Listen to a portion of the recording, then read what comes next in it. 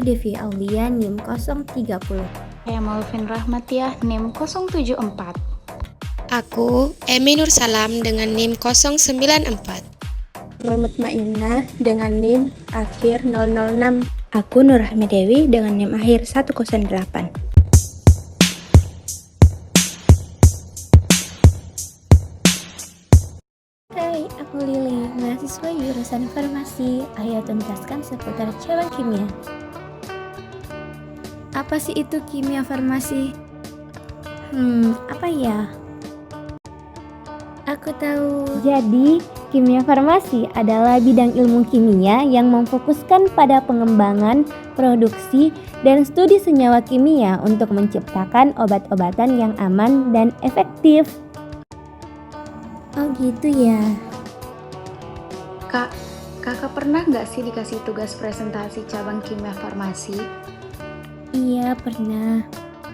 Kak, aku mau minta tolong dong.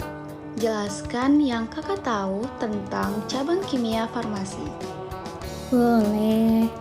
Cabang ilmu kimia farmasi merupakan bidang studi yang menggabungkan ilmu kimia dengan aplikasinya dalam industri farmasi.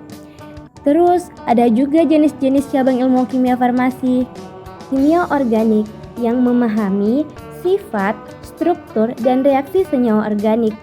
Dalam farmasi, kimia organik digunakan untuk mengembangkan, memodifikasi, dan memahami struktur molekuler obat-obatan. Biokimia yang memahami atau menyelidiki komposisi kimia dan proses yang terjadi di dalam makhluk hidup untuk memahami interaksi obat dalam tubuh manusia, seperti bagaimana obat berinteraksi dengan enzim atau molekul biologis lainnya. Kemudian, kimia analitik, yaitu memiliki peran kunci dalam pengujian kualitas bahan baku, proses produksi, dan identifikasi obat. Melalui teknik analisis kimia, farmasi dapat memastikan keamanan, keberlanjutan, dan kualitas suatu obat. Ya, kimia fisik, yaitu mempelajari sifat fisik dan perilaku kimia materi. Dalam farmasi, ini membantu memahami sifat fisik obat, stabilitas, dan cara obat berinteraksi dengan lingkungan. Terus, farmakologi, yaitu mempelajari sifat-sifat obat, interaksi obat dalam tubuh, dan dampak farmakologisnya. Ilmu ini penting dalam mengembangkan, menguji, dan memahami efek obat dalam tubuh manusia. Farmakokinetik, yaitu menyelidiki perjalanan obat di dalam tubuh, termasuk penyerapan, distribusi, metabolisme, dan eliminasi. Pengetahuan ini membantu dalam menentukan dosis yang tepat dan memahami bagaimana tubuh memproses suatu obat. Terus, kimia medisin, yaitu fokus pada desain, sintesis, dan pengujian senyawa-senyawa baru yang memiliki potensi sebagai obat-obatan.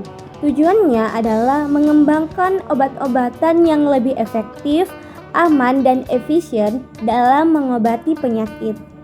Analisis kimia adalah ilmu kimia yang mengidentifikasi komposisi zat dalam sampel dan mengukur jumlahnya. Melalui teknik seperti spektroskopi, kromatografi, dan titrasi yang memvalidasi komponen, memastikan kuantitas, dan menguji kualitas bahan kimia. Oh iya, kalian tahu tidak tujuan dari cabang kimia farmasi secara umum? Pengembangan obat. Mempelajari kimia farmasi bertujuan untuk menciptakan obat-obatan baru yang lebih efektif dan aman dalam pengobatan penyakit. Hal ini mencakup proses sintesis senyawa obat, pengujian aktivitasnya, serta memahami bagaimana obat berinteraksi dengan tubuh untuk efek yang diinginkan. Selain itu, ada yang lain? Pemahaman proses farmakokinetik dan farmakodinamik, menggali pemahaman tentang bagaimana tubuh mengelola obat, itu farmakokinetik, dan cara obat berinteraksi dengan target biologisnya, itu farmakodinamik. Pengetahuan ini penting untuk menentukan dosis yang tepat, serta untuk menghindari efek samping yang tidak diinginkan. Analisis obat dan sediaan farmasi. melibatkan analisis kimia terhadap obat-obatan dan sediaan farmasi guna memastikan kualitas, keamanan, dan efektivitasnya. Teknik seperti spektroskopi, kromatografi, dan metode analisis lainnya digunakan untuk memeriksa komposisi dan konsentrasi bahan dalam obat.